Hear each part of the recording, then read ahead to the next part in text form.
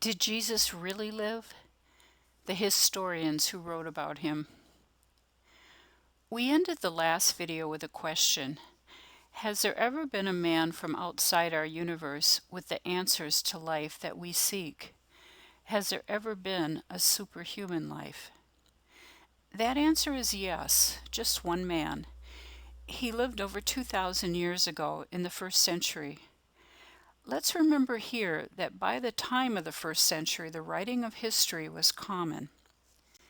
This man, named Jesus Christ, was so extraordinary that his life was documented carefully by eyewitnesses and historians. Let's look at what some of the historians had to say about Jesus so you can look them up for yourselves. Keep in mind as you read that many of these historians were hostile to Christ and his followers. Tacitus was the leading historian of Imperial Rome.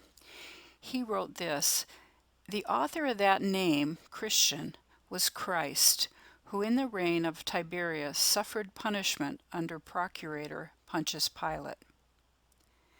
That was true, for in 30 AD the Jewish leaders turned Jesus over to the Romans to be killed. Pontius Pilate had Jesus flogged and then crucified. His followers became known as Christians. Pliny the Younger was a Roman author and lawyer born around 61 AD. His books and letters give us an important picture of Rome in the first century. Pliny wrote these words about having to try the cases of Christians. "Meanwhile, in the case of those who were denounced to me as Christians, I have observed the following procedure. I interrogated these as to whether they were Christians. Those who confessed, I interrogated a second and a third time, threatening them with punishment. Those who persisted, I ordered executed, for I had no doubt that, whatever the nature of their creed, stubbornness and inflexible obstinacy surely deserved to be punished." That was true. Great persecution started in earnest for the Christians after Jesus had died, and it lasted 3 long centuries. Tertullian was the jurisconsult in Rome. He would have been familiar with the Roman archives. He wrote in chapter 5 of his Apology about Emperor Tiberius Caesar receiving some intelligence. It was from an outpost territory of Palestine, and it was about a man, Jesus Christ, being divine. Tiberius brought this intelligence before the Senate, fully convinced about it. But the Senate rejected his intelligence. This angered Caesar so much that he then threatened against all accusers of the Christians. This was true. Without the use of modern technology, the news of Jesus spread like wildfire. Palestine was at the very far edge of the Roman Empire, and so the news covered over 1,400 miles just by word of mouth and written reports.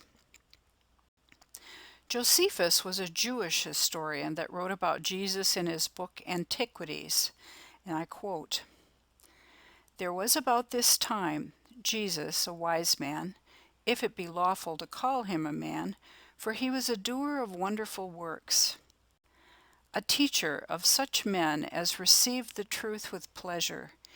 He drew over to him both many of the Jews and many of the Gentiles.